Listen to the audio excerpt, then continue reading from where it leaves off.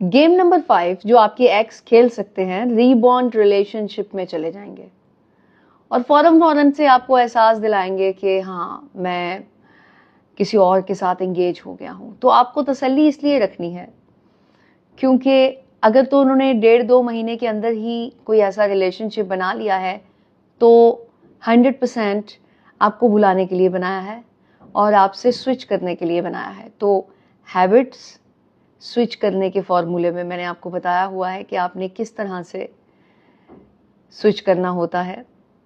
जब भी आप किसी ऐसी एक्टिविटी में इन्वॉल्व होते हैं जो कि आपने पहले से की हुई है और आपका माइंड उसको अच्छे से जानता है, तब तो आपको रिजल्ट आपकी मर्जी का मिलने वाला है।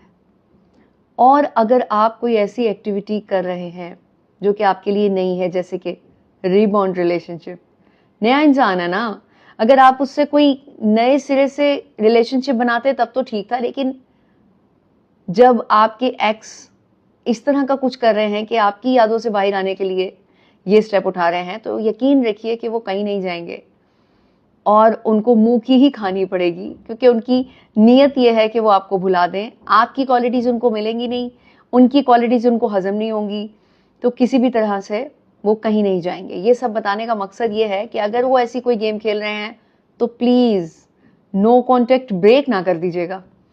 अगर आपने ऐसा कुछ कर दिया तो नुकसान आप ही उठाने वाले हैं, क्योंकि वो तो इस तराबी में एक स्टेप उठा चुके और अपने आप को मगन करना चाहते हैं किसी और जगह पर, जो कि नहीं होगा।